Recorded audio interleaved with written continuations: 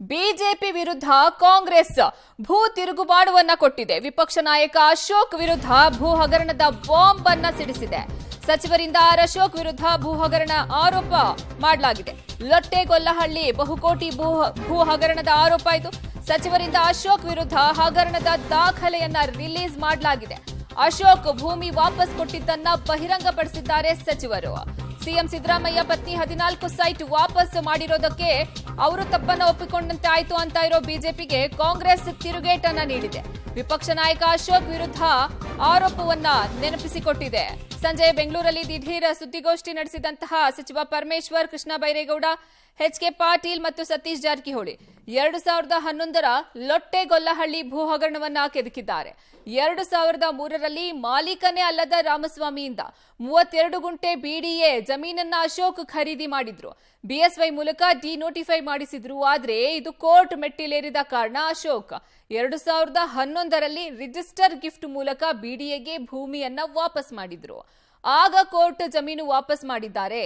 ಹೀಗಾಗಿ ಕೇಸ್ ಬೇಕಿಲ್ಲ ಅಂತ ಹೇಳಿತ್ತು ಅನ್ನೋದನ್ನ ನೆನಪಿಸಿದ್ದಾರೆ.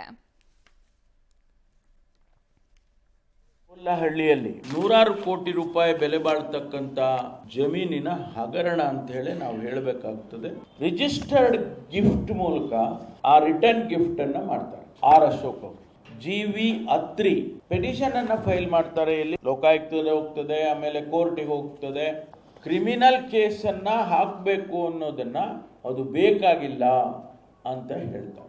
ಇದು ಸೆಟ್ಲ್ ಆಗೋಯ್ತಲ್ಲ, ವಾಪಸ್ ಕೊಟ್ಬಿಟ್ರಲ್ಲ ಅಂತ ಆದೇಶವನ್ನ ಮಾಡಿದ್ದಾರೆ. ಸಿದ್ದರಾಮಯ್ಯನವರ ಶ್ರೀಮತಿಯವರು ವಾಪಸ್ ಕೊಟ್ಟಿದ್ದಕ್ಕೆ ನೀವು ಆಡುವ ಮಾತುಗಳೇನಿದೆ ಮತ್ತು ಇಲ್ಲಿ ಆಗಿರ್ತಕ್ಕಂಥ ತೀರ್ಪು ಏನಾಗಿದೆ, ಇದು ಎಷ್ಟರ ಮಟ್ಟಿಗೆ ನ್ಯಾಯ ಇದೆ, ಕಳ್ತನ ಮಾಡಿದ್ದಾರೆ, ಕಬಳಿಸ್ಬಿಟ್ಟು ಸಿಕ್ಬಿಟ್ಟಿದ್ದಾರೆ, ಈ ತರ ಎಲ್ಲ ಮಾತುಗಳಾಡಿದ್ದಾರೆ. ಇದನ್ನ ನಾವು ಯಾವ ಭಾಷೆಯಲ್ಲಿ ಹೇಳ್ಬೇಕಾಗ್ತದೆ?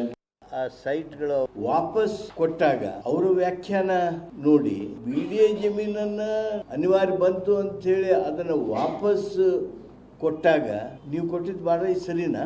ಇದು ಯಾಕೆ ಹೆಂಗ ನಿಮಗೆ ತಪ್ಪು ಕಾಣ್ತು? ಅನವಶ್ಯಕವಾಗಿ ತಪ್ಪು ಹೇರೋದು, ಜನರ ಮನಸ್ಸಿನಲ್ಲಿ ಸಂಶಯ ಸೃಷ್ಟಿ ಮಾಡೋದನ್ನ